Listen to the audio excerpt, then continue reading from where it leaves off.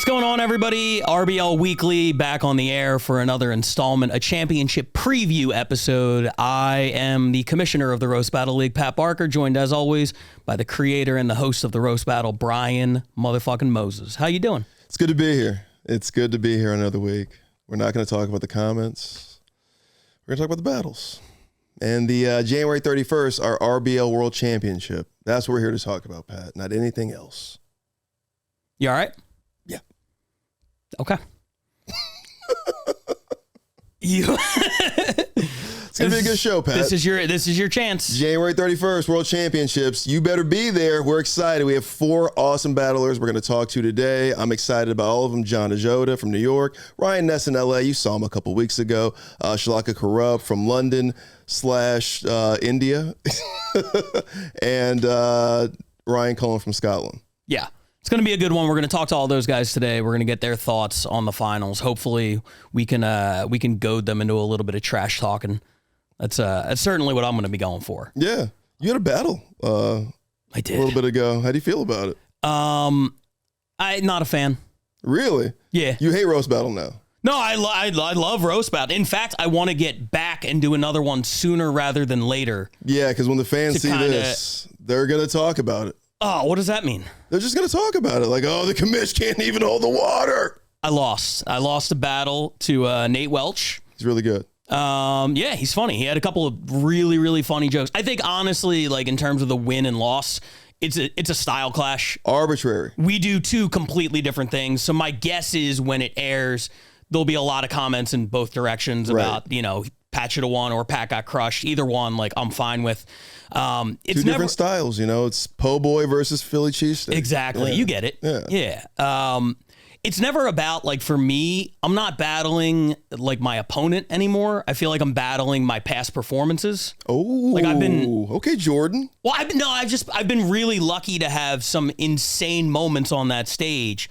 And whenever I go up there, my standards for myself are so high that it's like if I do 5 jokes, like 4 of them, all 5 have to connect, and like at least 2 or 3 have to be like room shakers. So you're making like a catalog, basically. I'm trying. Yeah. So it's like if you go back and look at all my battles, you'll be like, oh, these all progressively were really good, joke-wise. Like you can even say like, oh, he lost this or here and there, but ultimately, like you can see my joke structure is probably better than, over the years than anybody else's because I've been doing it for so long. And I wasn't getting that level of, reaction that correct.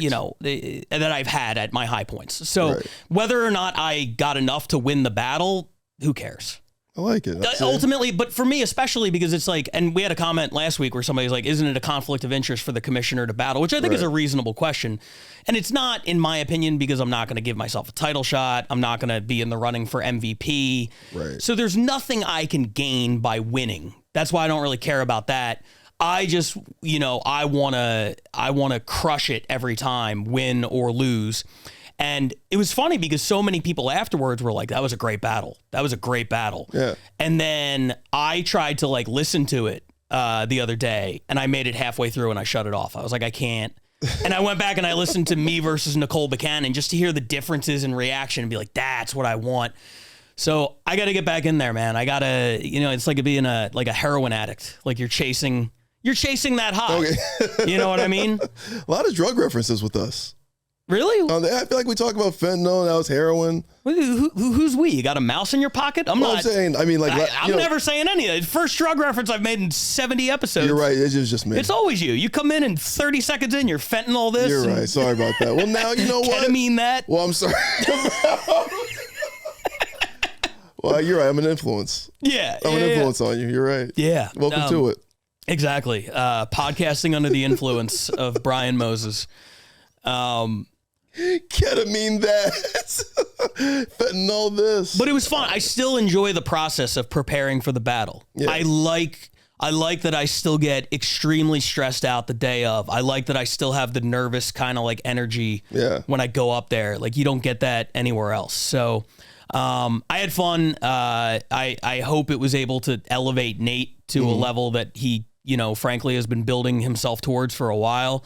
He wants to be a big dog. He want, yeah, and it's hard to argue that at this point. Like Dude, I'm not going to spoil his first joke because it'll come out on YouTube in, a few weeks or whatever. But Premiere. His first joke punched me in the mouth. Yeah. I was taken aback, because I watched a bunch of his battles to prepare, and like he's at a certain level. And the first joke was so far beyond that. I was like, oh, fuck. He came to fight. It's fun. I mean, we are like foreshadowing this, but I think, you guys can always come back and reference this. But in that fight, it was fun because you called his style out, but his style was so consistent and he didn't waver from it. Yeah. He didn't even take away, like, you hit him with it and he still was just like, yeah, I'm still going to do it. Yeah, no, he owns who he is, which I think is very important. And it makes him very, very likable. You know what I mean? And that's where, if I had to go back, like, I think my writing was fine. If I'm grading my writing, it's a B. I've had better stuff, but I think I outwrote him, if we're being honest. I think my editing could have used a little bit of work, and I think my strategy definitely could have. But you're rusty. It's been a minute. And it was something I didn't even really think about because I look at Nate and I don't typically cast him as the likable one. You know what I mean? Right. Because he's kind of like... he's kind of like the gruff on stage and everything like that. Like, I've never looked at Nate and been like, this is a sympathetic character that the people can rally behind. Right. Especially when he's up there like battling Effie Meadows and he's like, yeah, it's fucking trans bitch or whatever. Right. I mean, he does look like he was at Charlottesville 2017 rally. 100%. Yeah. So I got up there and I was like, at worst, it's offsetting penalties. Like, we'll both be like the same level of unlikable or whatever. Right. And then halfway through, I was like, oh, he has captivated this audience, which is ultimately the goal of any comedy show, roast battle or otherwise. It's not to write the best jokes. It is to make people laugh and to bring them in and everything like that. And he's great at that. No, he's a student of the game. I really appreciate his development and his ascension in this sport. Yeah. Like Nate should be applauded because he is like kind of the American dream version of the roast battle. Yeah. I like that. And one thing I want to clear up, because we were talking a couple weeks ago about the puns, and like you said, I called it out on stage. I tried to do it in a fun way. Yeah. But then you did a pun. What's that? But then you did a pun. Well, yeah, that was the part I didn't stick the landing on. I was trying to do them almost sarcastically and be like, this is what you people like. I think I even said at one point for one of his dumber jokes, I was like, dude, fuck you for writing that. It's Dr. Seuss bullshit.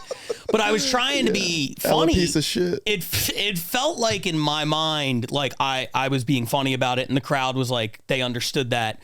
But then somebody said to me the other day, they're like, you would have won if you didn't like freak out there. And I'm like, did I freak out? That's not how it felt. In your brain, I could see it too, because you were kind of like, it was an aside. You were trying to make it like, oh, this guy with this. But it was because it was so quiet and they were waiting for your reaction. It felt a little more stern than probably you let on. Yeah. So, yeah, I might have missed the mark on that one, but I want to be really clear because, I talked about the puns a couple weeks ago on here, and I kind of, like I say, in a ball busting way during the battle was like, this fucking guy and his puns, Jesus Christ.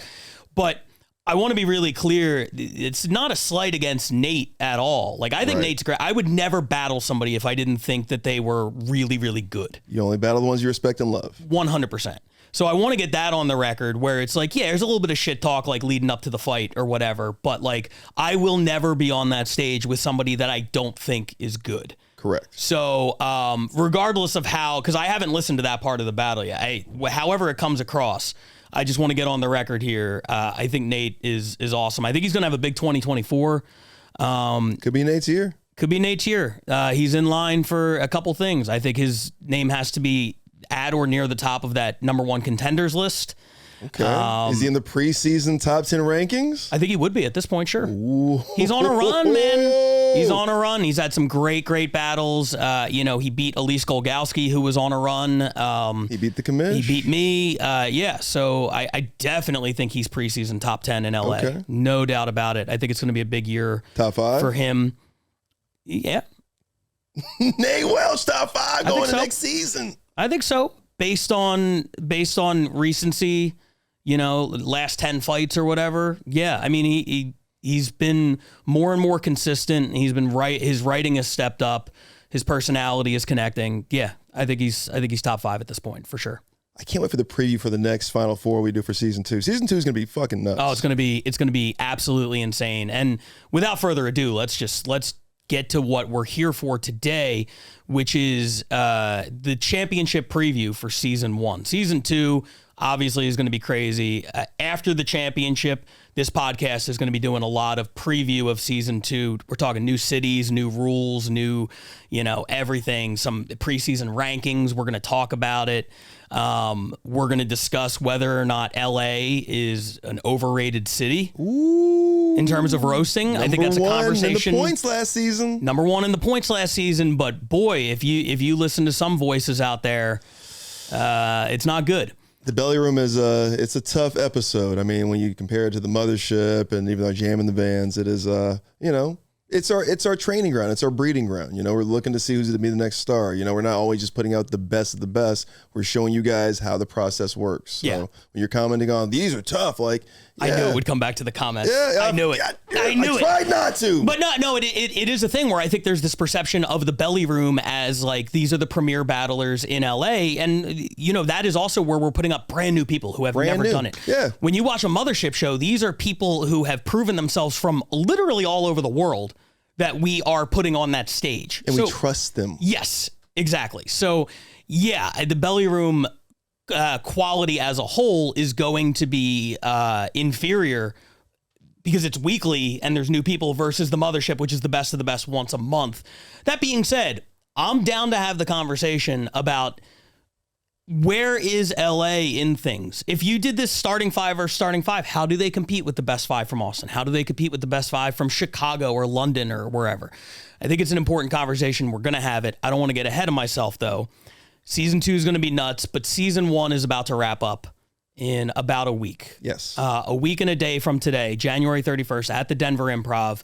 The 4 best battlers in the world for this past season are going to come together, and they are going to crown a world champion.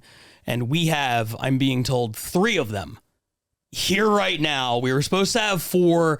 Ryan Cullen having some difficulties hopping on, but we appreciate everybody else for jumping on. Without further ado, let's get into this. All right, and we are now joined by 3/4 of our championship battlers, conspicuous by his absence, Ryan Cullen. We're going to get into conspiracy theories for that in a few minutes. But have to introduce the LA MVP. You saw him a couple episodes ago. Ryan Nesen back on the program.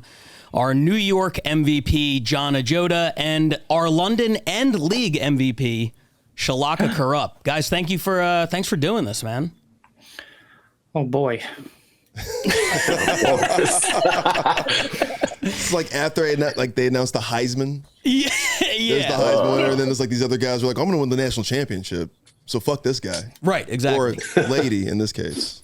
Speaking of lady, let's start off with Shalaka. I hate to stir the pot immediately, but the gentleman who's right above you on our screen right now, Ryan Nesen, was on this podcast a couple weeks ago, and he said something pretty damning. He accused you of having a fake Indian accent, or at the very least one that you really play up during roast battles. Can you clear the air? Are you really an Indian? And what does your real voice sound like? I can do my real voice. This is my real voice. It's really hard to be convincing when I know I have to do an accent at this point. Well, just clear the air. Do you put on a fake or exaggerated accent during roast battles? I think during roast battle, the true thing is I get really nervous. So when I get nervous, I forget to code switch. So I end up talking. Yeah, that's the truth of the matter. But if I'm speaking to somebody who's British or American, then my accent gets more anglicized. Interesting. Same here. Yeah.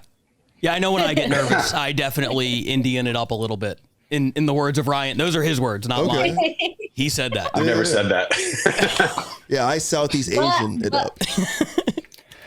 I go for the whole region. At the battle, I promise I'm going to be going full Indian. Like, I'll come out with a twang and everything just to throw Ryan off. I'm going to as well.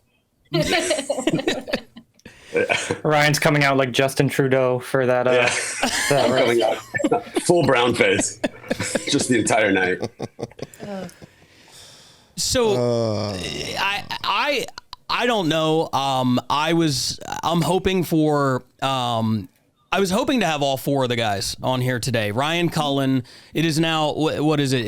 It's noon here where we're at in LA, but it's about 8 o'clock, I believe, in the UK. And Ryan is trapped in a storm outside of a comedy show on his phone and just has no signal. That's the official thing that we've been told. I personally think he might be ducking. Where is it? It's in Scotland? He's in Scotland right now, yeah. Yeah, I don't know. Ryan Cullen couldn't be here. Shalaka, that is your first round opponent. I wanted to ask you specifically about the structure of this tournament, where you have to prepare 3 separate battles for 3 different people, 3 of the toughest opponents in the world. That's something that seems really daunting, but you did something similar in the London knockout tournament, where I believe you started. How many people were in that? Like 16? Yeah. So we had to write 1 joke apiece for about 15 other people. And then 5 jokes apiece for 4 or 5 other people. Right. Something like that. Yeah. Because you go off, it's knockout. So you basically write 5 jokes apiece for 3 people and 5 jokes for your first opponent. So like 4 people. And then you write 1 joke apiece for everyone else. It's insane. So when you're writing for this thing, and are you prioritizing the Ryan Cullen jokes because you know for a fact that battle will happen, and putting the American battlers on the back burner, or are you putting like 100% into everybody? I've been writing a little bit for everyone every day. So I had a Ryan day, Ryan Nesen day, John day, and yeah, I've just been going in cycles. It's like going to the gym. So we're actually gonna take a quick break right now because we're talking about this knockout tournament that you were in, Shalaka, and I want to show one of the battles from that, one of my favorite battles we haven't seen on this podcast before. This is Shalaka Kurup versus Luke Hall from the London knockout tournament last year. Here it is. Next battle is between Luke Hall and Shalaka Kurup. What you know about today? So this horny little Ewok is Shalaka. Shalaka's from India. She puts the Bollywood in I Bollywouldn't fuck her. And the naan in non-existent tits. There's more bra than boob there.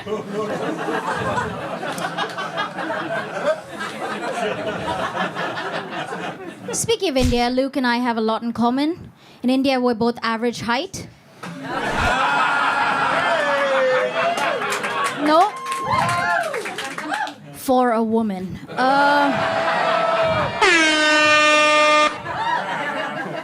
Luke Hall, everyone, real life naked mole rat.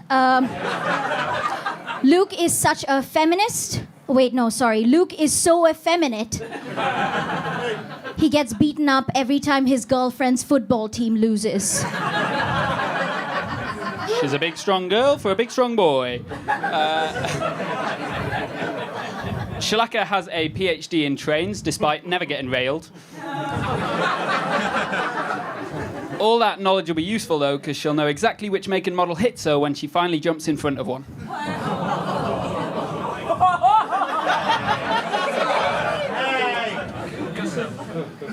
The only PhD that Luke has is permanent head damage. This is Luke Hall, currently transitioning from incel to lesbian.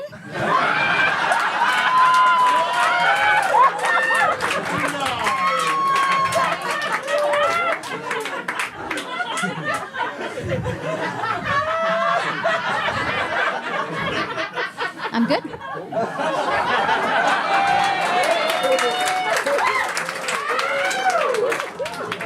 Cruel words from the cancerous mole I had removed last year.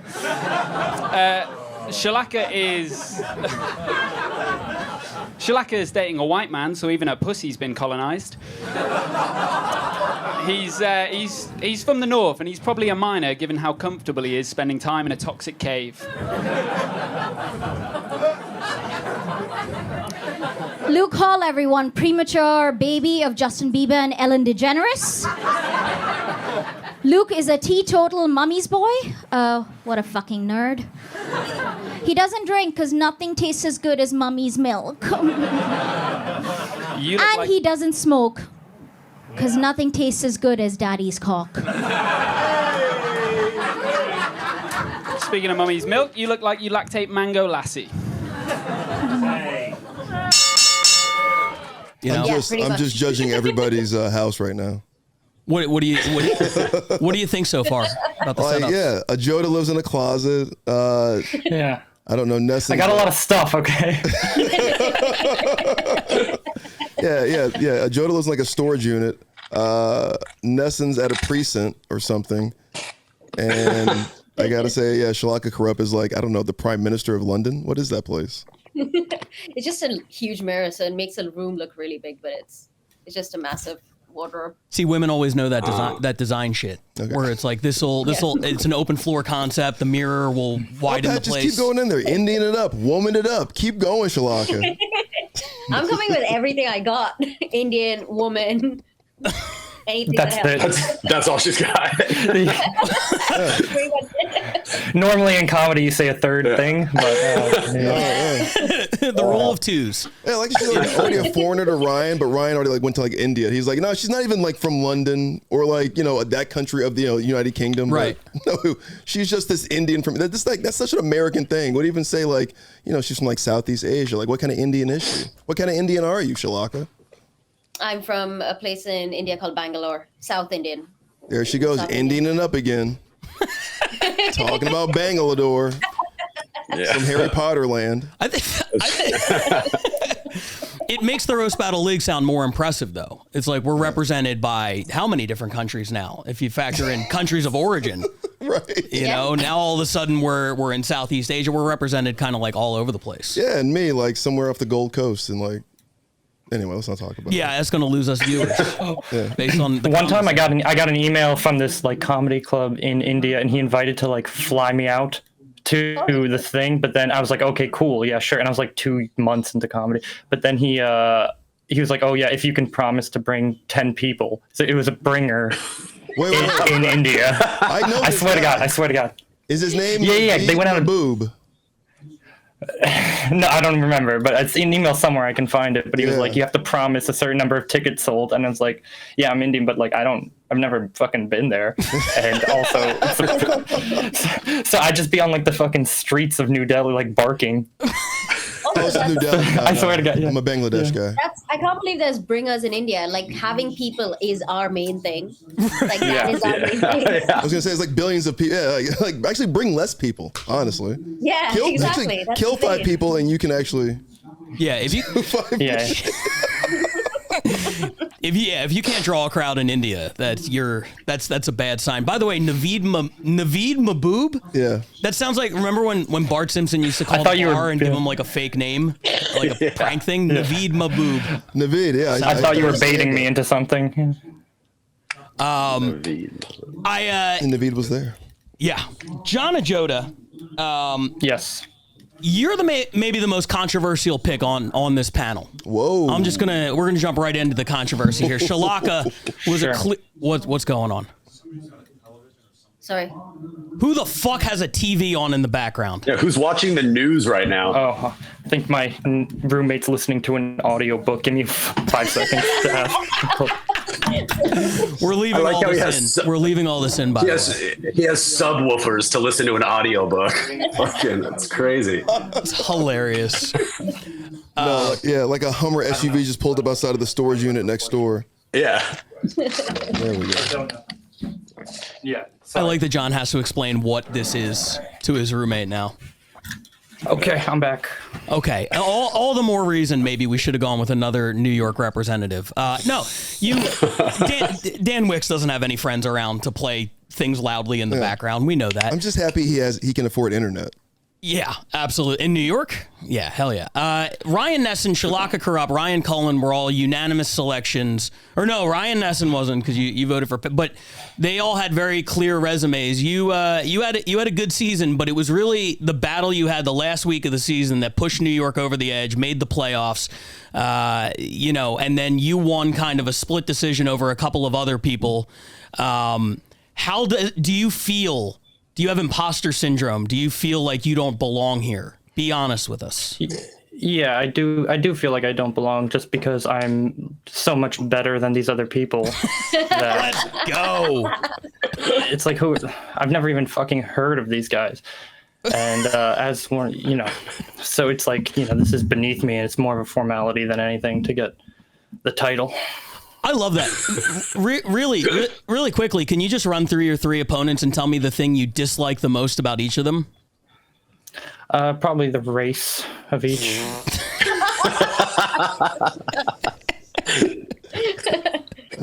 Just across the board. Yeah. I mean, that's how you just shoot everybody. Yeah, That's exactly. great. That's efficiency. Yeah. Beautiful. Yeah, I mean, like the point system and stuff was concerning to me, and because I did the championship for New York, and then I kind of stopped doing roast battles because it's like they don't, everybody has to win the tournament to then face me or whatever, and then it was like, so when Dan asked me to do against Rob randomly, it's just like I didn't know it was part of this whole thing either, so it's like I really hadn't been, ever since I won the tournament, I haven't been doing a lot of roast battles because it's like, oh, all of a sudden everybody needs to earn the right to come up against me. So I wasn't doing them as much as I used to. So I think that's the only logical explanation for the lack of points. That totally makes sense. You're the New York champ. You recently had a battle against James Pontillo that we watched on here. That was I don't want to say a massacre, but you were on point in that battle, and the thing I love most about your material is there was very little kind of like surface level stuff. You were trying to hurt that man's soul. Is that part of your strategy in roast battle? Is it less about making the crowd laugh and more about making people feel bad?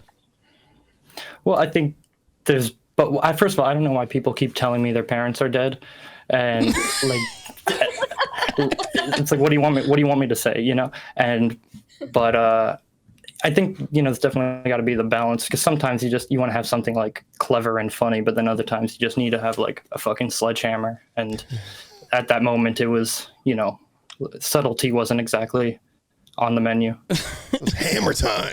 Jeez. Says the guy who. And I stole that from that, I stole that from the Mission Impossible movie where Henry Cavill's like, I'm the hammer, and Tom Cruise is like, I'm the scalpel. And I'm like, hell yeah. Anyway, we don't get a lot of Mission Impossible refs. No, that's the first one. I think 70 some episodes. That's the first one. But he does. He has sledgehammer and scalpel in his sort of arsenal there. I like that. He's like a young greatest of all time out in New York. Like they just wouldn't even put him up against anybody. Like people were just, you have to earn the right to go against John Ajodah, who nobody knows who the fuck this is in New York. True. All right, so let's pause the conversation for a second, because one of the things that I love the most about John Ajodah is how he takes risks in his jokes. It's how he ended up on my radar for the first time. There's a joke in this battle that I heard, and it blew my mind and made John Ajodah an even bigger superstar in my eyes. I'm talking about his recent battle with Lucas Arnold at Grove 34 in New York. Here it is. John is Indian and Italian, which means he's suspicious of black people twice.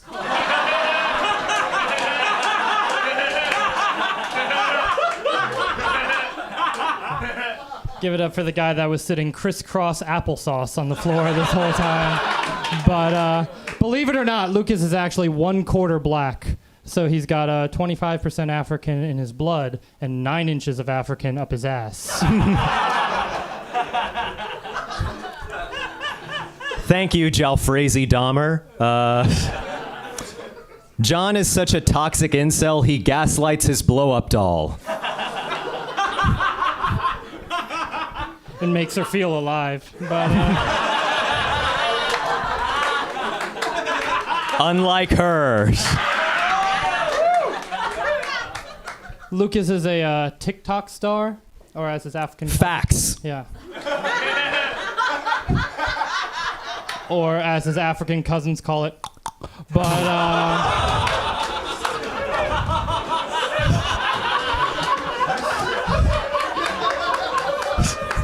that might be the most racist thing I've ever said. But he's amassed over 300,000 followers making TikToks, usually of him reacting to whatever viral trend is most exploitable at the time. He calls himself a content creator. Content, something that only has value by virtue of existing in and of itself.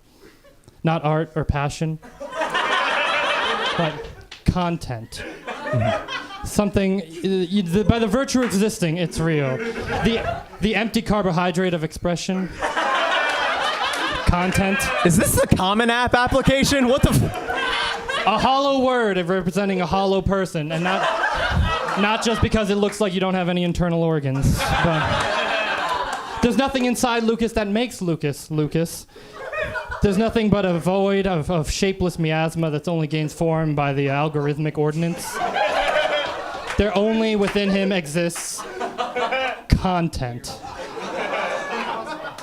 In summation, you're gay.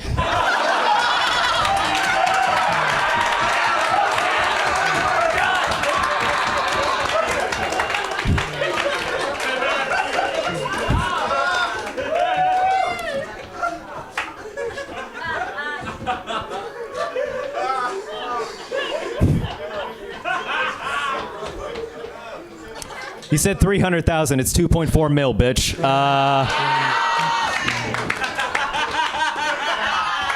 When John starts a Word document, he writes and deletes the N-word just to get it out of his system.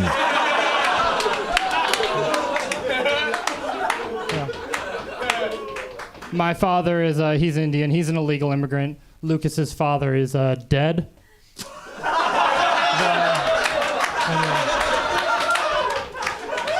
If you want to get rid of my dad, you have to call ICE. If you want to get rid of his dad, you have to call Ghostbusters. Thank you, you AI-generated Coke user. Doesn't John look like he's about to tell you that there haven't been any Indian school shooters and then just stare at you for a while?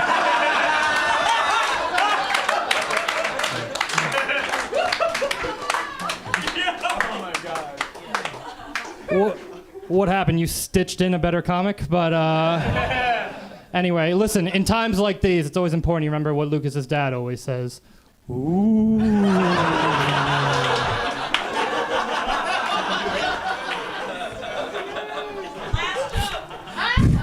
I feel so close to him right now. John knows the exact amount of time to the second that any of you have ever talked to him.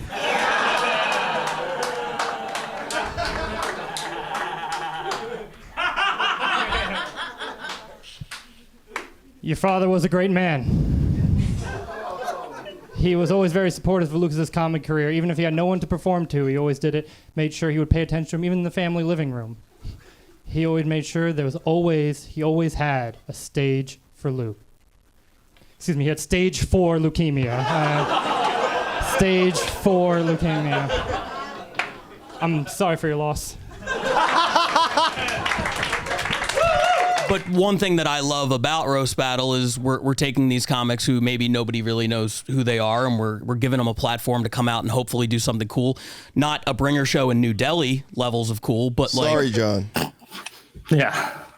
Shalaka, where would you say which opponent? Obviously, you got to face Ryan Cullen first, but if you are able to beat Ryan Cullen, which of these guys would you prefer to face in the finals? Ooh, that's a hard one. I think based on the jokes I have, I think I prefer John, just because we're both, brown and have some fun stuff there. Is that easier? I'm sorry to cut you off. Is that easier with ethnic jokes when you're battling an ethnic person? Yeah, because people let you get away with a lot more shit if you're brown. There's more room for brown on brown hate than there is for white on brown hate. So then I'm in trouble. Oh yeah. Yeah, right. Ryan Nesen's path to the championship could be just all racism. He could have to face both of these guys. That's how I got here, Pat. Is that something that you think about? Like, if you beat John and you have to face Shalaka, do you feel like there could be audience fatigue about you being so racist the entire time? There may be. I may just use the same jokes and see if they work again. I don't know. See if the audience is with it. Yeah, I don't know. It could happen because, how many battles are there going to be in between the two battles we have? They could be by the end of the night. Like, it's enough Indian jokes already. Let's stop it with that. Yeah. Yeah. You also don't, but that is one thing I do love about Denver. My experiences in Denver have been that the crowds there are very sort of middle of the road. It's not like ultra stuck up, like liberal, like kind of place where they're hesitant to laugh at things. It's also not like middle of America, like super racist where they're like, yeah, fuck them. Like it's somewhere right in the middle. They're generally really adaptive crowds, I feel like. And you can tell with the scene out there too, especially with the roast battlers in Denver, they're really smart and silly. Right, they're not going to come over the head with like the Austin style, which is like buzzword, polarizing material heavy. They kind of go with this is going to be a smart joke that New York can appreciate, but also silly enough that the middle of the country can appreciate. That's not going to make them feel too isolated. Yeah. Yeah, it's a good scene out in Denver, and I do like that we are going to have a couple of showcase battles from Denver in the middle, both to give these guys time to prepare for the next round, and then also to show that crowd kind of a couple of the best. Yeah, they go nuts. Yeah, yeah, absolutely. Yeah, we were there. The night that Trump got elected and the day after Trump got elected, and it was probably some of the greatest times we've ever had. I wasn't there for that one, but I've heard stories. Yeah. I mean, was that also the one where Jamar went in on the Kobe Bryant thing? Yes. Yeah. And the Aurora theater shooter. Yeah. Yeah. That's very. Do any of you guys have any good Aurora theater shooting jokes lined up? Any good local Denver references about mass shootings and tragedies and massacres? There's a lot that goes on there. You got John Bonet, you got Columbine, they killed that autistic black kid. Yep.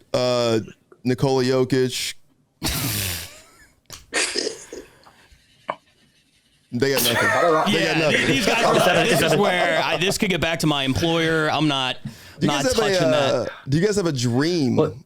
Roast battle matchup? Like, you guys are fans of the show, I'm assuming, but is there a dream matchup you've thought of, dead or alive? Probably like myself.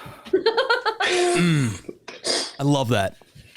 Yeah, Ajodah's just like his favorite sexual partner. Ajodah is very much a heel. I love that about him. You need somebody to play kind of the villain. I assumed it would be Ryan Nesen just because of his whole vibe.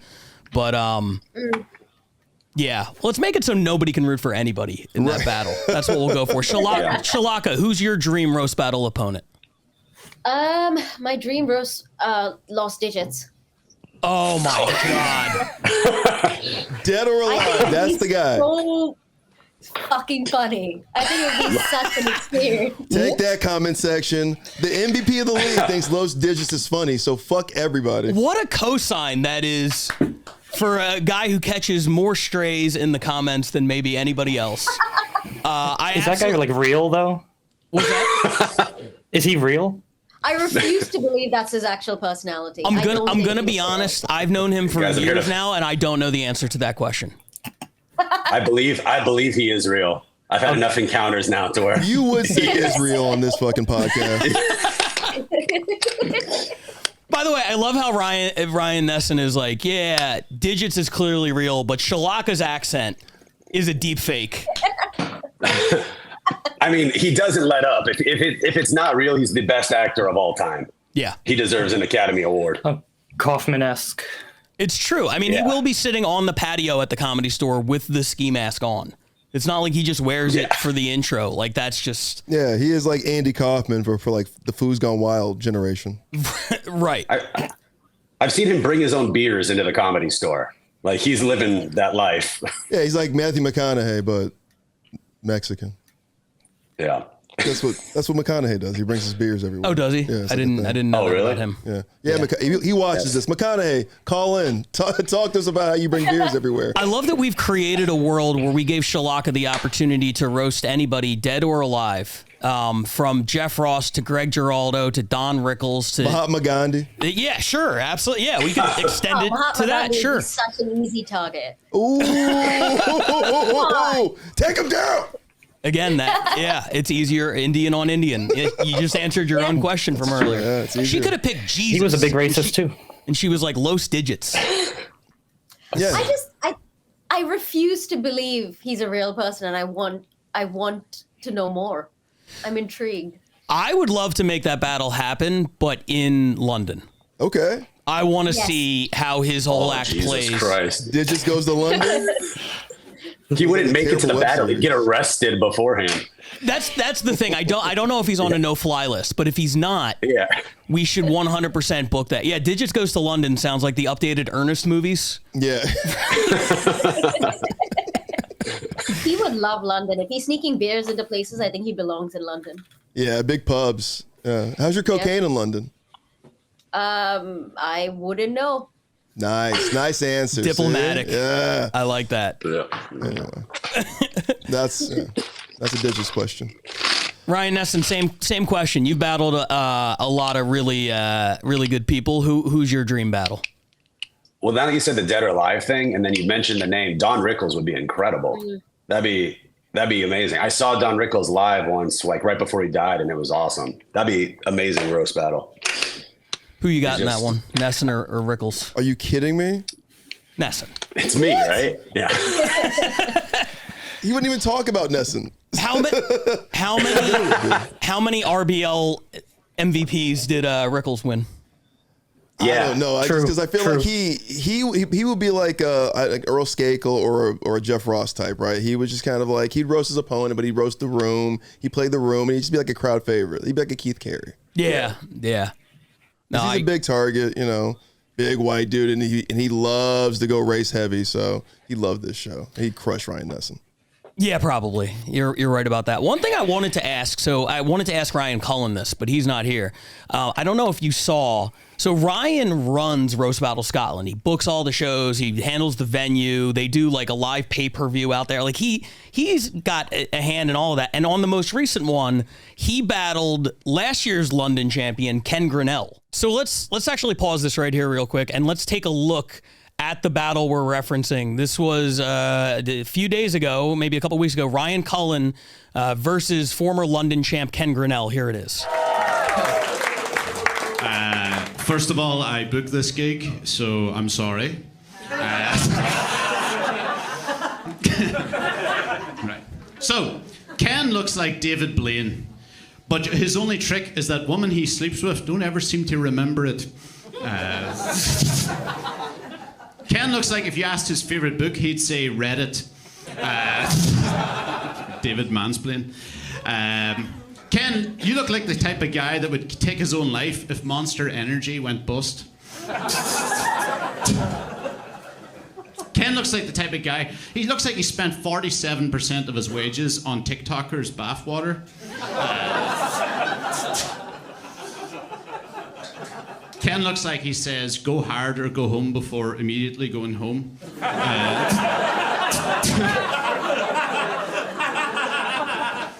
Ryan looks like he doesn't have a home to go to.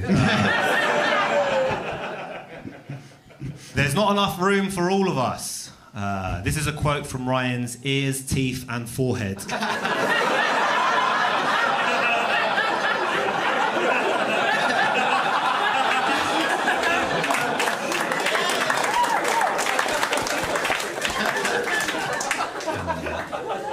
This is what happens when you take a house elf to Primark.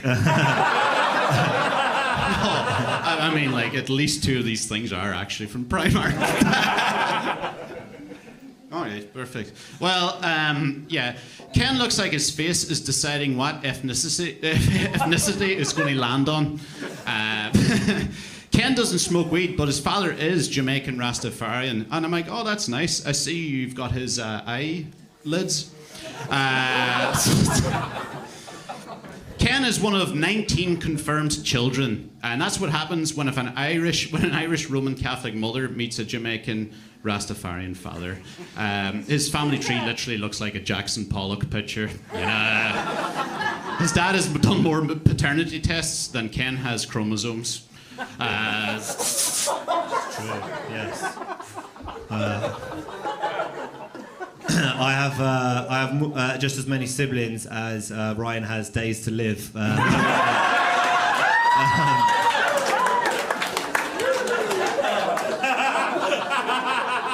So, this is Ryan. He looks like RoboCop without his armor on.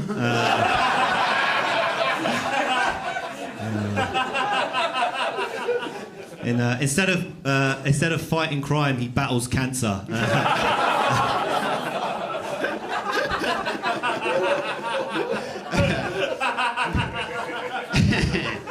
Enjoyed that. Surprisingly, Ken used to sing in the opera. Yeah. But most people thought the show was over when this fat bitch started singing. Ken dresses like Cypress Hill are still cool. Ken, if your body is a temple, yours must be in Beirut. The last time Ken went to America, he got food poisoning and shot himself in a gym. Both unrelated incidents. Yeah, this is all true. All right, so Ryan was offered sex by a porn star because no dream is too big for Make-A-Wish.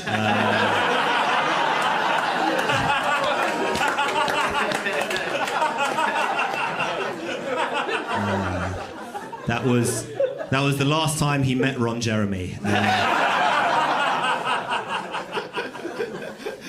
Ken was in court a lot as a kid because of family punch-ups. Yeah. His mother was beaten to a pulp almost weekly, and eventually she had to be taken away for her own safety. But he left his dad alone.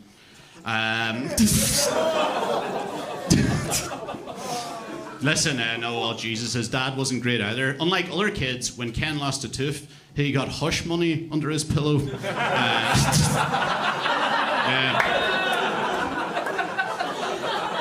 The only thing that gets viewed less than Ken's comedy videos is his dad in prison.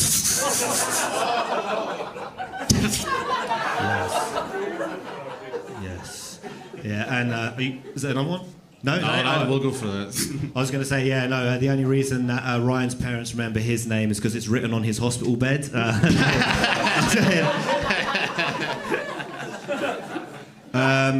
So, off stage, Ryan wears glasses. This is so that his face looks different to his cock.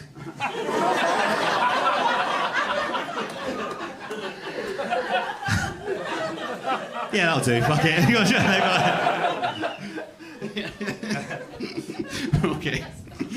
Okay. I bet when Ken has sex, he looks like a dead cowboy slumped on the back of a horse. When Ken was small, he had a crippling fear of clowns, but despite that, he still visits his mum.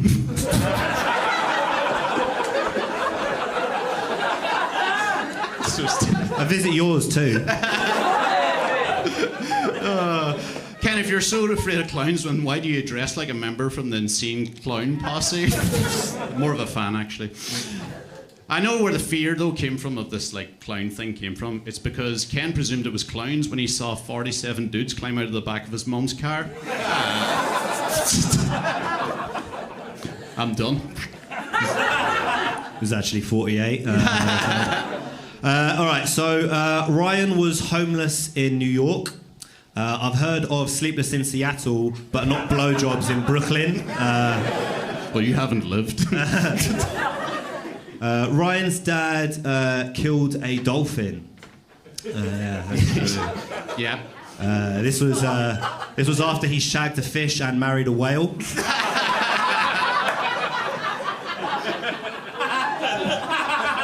Cheers, like we all. And it's like, I wanted to ask, that almost feels cocky with this coming up, having to prepare for these three guys and being like, oh yeah, in my spare time, I will take on another one of the best battlers in the world. You guys have all you've been taking time off, right? Nobody's done a battle since the MVPs were named and the championship was set, right? No. I judged. Judging's different. It's not the same thing. You just recently battled. What is the difference, you would say? Oh, especially my God. Today. Judging, you just go up there with nothing prepared, and the audience cuts you so much more slack. That's the difference. When you're battling, they know you've been working on these jokes, and they expect a certain level. When you're judging, everything you say has the illusion of oh my God, he just came up with that. So a 4 out of 10 joke becomes a 7 becomes a 9. You know what I'm saying? It's just, to me, much easier. Plus, you have two targets, and you can go hack and you can make whatever kind of reference you want. Like, you know, it's just so much easier. Whereas, you know, battling and writing ahead of time, not to mention the memorization. I don't know about you guys, but for me, that's always the most stressful part of any battle. It's not the writing. It's thinking I'm going to forget all of my jokes when I go up there. Yeah. This is going to be the first time I'm going to memorize them, so I'm a bit nervous for that. That's an interesting thing too. In LA, we take it for granted. We all memorize our stuff. But you know, I know in Scotland, they're reading off their phones because they're doing 40 jokes a battle. You guys have that option in London, and New York's kind of relaxed on that too. Well, it's also like you got to say, Jeff Ross had like kind of taught us to not use the phones, right? He would tell all the battlers in LA to not use your phones, not use any notes. It takes away from, you know, your performance, right? It's a performance heavy city.